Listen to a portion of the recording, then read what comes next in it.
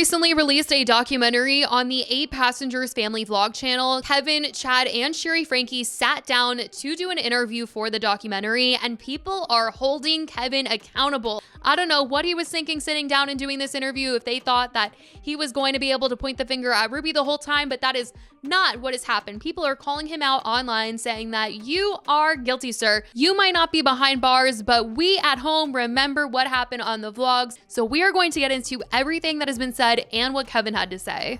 Ruby and Kevin Franke were the parents behind the YouTube family channel 8 Passengers, which featured videos of them and their 6 children. Ruby ended up getting deeply involved with Connections Classroom, a controversial life coaching program run by Jodi Hildebrandt, who promotes extreme discipline. Ruby and Kevin had already been criticized over the years for how they parented, but things only got worse after joining Connections. Ruby became so involved in the group that Jodi actually moved in, and eventually they kicked Kevin out of the house, and he had been living separately for about a year before Ruby and Jodi were arrested. It was in August of 2023 that Ruby and Jodi were arrested after one of Ruby's children escaped Jodi's home in Utah and sought help. In February 2024, Ruby and Jodi were sentenced to prison. The recent Hulu documentary was titled Devil in the Family: The Fall of Ruby Franke. And if Kevin thought this was going to help his public image, he was surely mistaken with the way that people are upset by his freedom and believe he should legally be held accountable for his actions like Ruby. I mean, he was literally admitting to still wanting to protect her when she called him and told him that he needed to go down to the police station and pick up their kids. And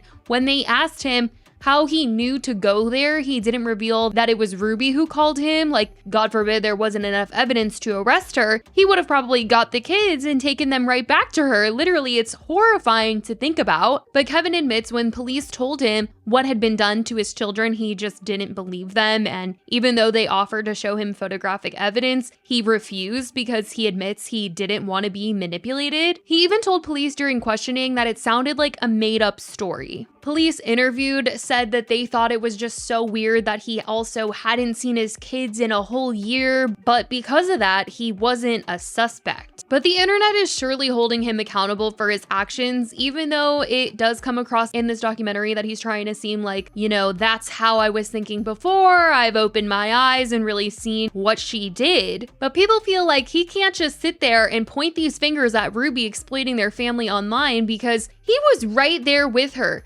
Sure, it may have been her idea to start the family vlog channel, but he was in those videos saying that they were sending Chad to a wilderness behavioral camp, defending their parenting. And when they said that they weren't going to be giving their youngest kids Christmas presents, he sat there right next to Ruby and they defended why they were doing these things because their kids were selfish and they weren't living in truth. And when Ruby took the beds away, took the doors off of their rooms, he was in the house for all of that, defending their parenting. The director even called him out when he was talking about Ruby exploiting their children and was like, wouldn't you say like the same thing about you though? And he didn't deny, but he sure was painting it out like it was all her that did everything bad related to the family. And people have been reacting online feeling just so off about this, especially in the documentary when they showed Ruby being filmed by Kevin and grabbing their youngest and yelling, and him trying to say that he didn't know about this going on in his family. Like, please, sir,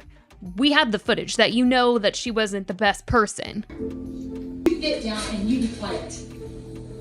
This isn't your turn. Now sit. And cut. Yeah, I'm cutting that out. And it stays. I had no idea that this was going on in my family. Did you really know? No, not to that extent. I can't even show the worst part of the clip where she literally grabs her off the table, but it's very clear that Kevin knew enough to know that they should cut that out of the video, that's for sure. And the reason why a lot of people feel like Kevin shouldn't have the kids still is because his parenting, even though it wasn't as extreme as what Ruby and Jodi were doing at the end there, people still weren't happy with what was previously going on, you know. Maybe he said he didn't have involvement or knowledge of what they were doing right there at the end, but everything prior to that, he was fine with, at least until he got kicked out of the house. And for that reason alone, people are like, I don't want these kids around him. People have reacted online to the documentary, writing, "What irritates me is when his wife kicked him out and he ignores everybody's text to go save his kids. But when his wife called, he answered right away and says he had rushed to save his wife. The dad acting like he's innocent is actually pissing me off. I'm shocked he isn't being charged with anything. When he said he still loves Ruby, he will do anything for her. He should not have custody of the kids. I have zero pity for him. He infuriated me through that whole documentary. It just felt like a sad, desperate attempt for him to try and clear his name and manipulate people into thinking he is a victim. I didn't know anything was happening." What do you mean? Ruby yelled at E and smacking her lips, and Kevin was holding the camera. Some have defended, saying he was brainwashed as well, but others have said that even if so, and he is a victim of Ruby and Jodi, he still should not have the kids in his custody, and that his judgment is questionable. And some just haven't been able to get over his actions in protecting Ruby and being cruel to his daughter Shari, especially following Ruby's arrest. If you guys were not around for this story, this was crazy. Right after Ruby got arrested, Kevin and Ruby's daughter Shari went to the family home to get some things. And Kevin literally tried to charge Shari for burglary. And when police said they weren't going to, he proceeded to threaten to sue police. Like, what in the world? There's even body cam footage that was released of Kevin Franke from when police gave Kevin the items he felt like Shari had stolen from Ruby's house. She ended up returning the items he accused her of stealing, and when the police gave them back to him, he's looking at the stuff trying to see if it's all there, and we can see from the body cam footage that they are returning to him what looks to be journals, laptop documents, and he literally says, "Yeah, explain to me again why this was not robbery." And they said, "Because it's a civil issue. You guys are family. She's been in the house before. You haven't been in the house in a year. She had interest in the items. She didn't take them with the intention to deprive you of them. Theft, that's the theft code. We have to prove intent to deprive you of the items. And that wasn't her intent in having them." So the detective sergeant said they were not going to charge her for anything. And he did not look pleased with that answer and said, "Okay, I'll have to do some more research on that." Like, you were not in that house for 1 year. That stuff was basically not yours anymore because you were willing to walk away from it and your children that were inside of it. She gave these items back to you and you're still asking why this isn't considered a robbery. Like, you have the items back, she willingly gave them back to you, and you're still mad. This is quite literally why she calls him Kevin in the documentary and not dad. Like, truly, she is seeing him for who he is, like the rest of us. And it's no father. What I will say about the documentary was that they showed footage of Jodi like she was being possessed by the devil. I truly just could not believe that they were so sucked in by her that they thought she was being for real.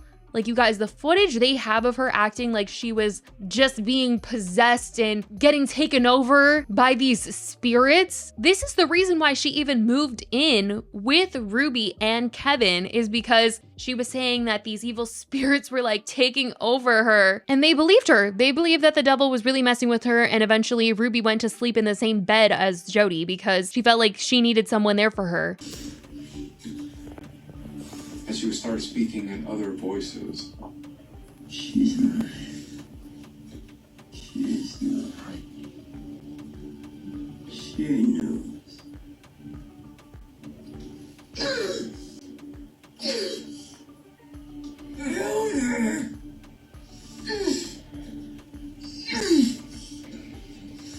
And Ruby believed that it was meant to be.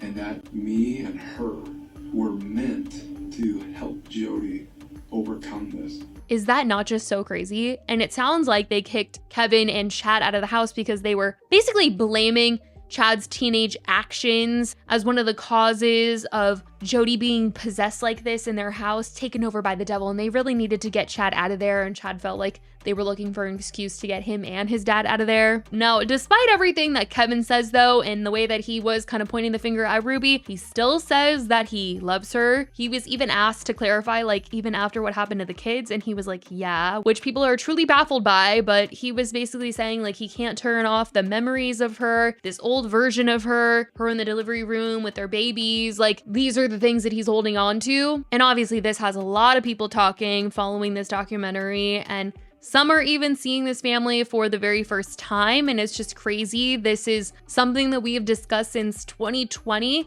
with people getting suspicious of this family and criticizing their parenting, the videos that they were sharing on the internet. And very crazy to see the old spilly teacup even featured in the documentary's first episode. Like, this really has been a family that we have talked about for years.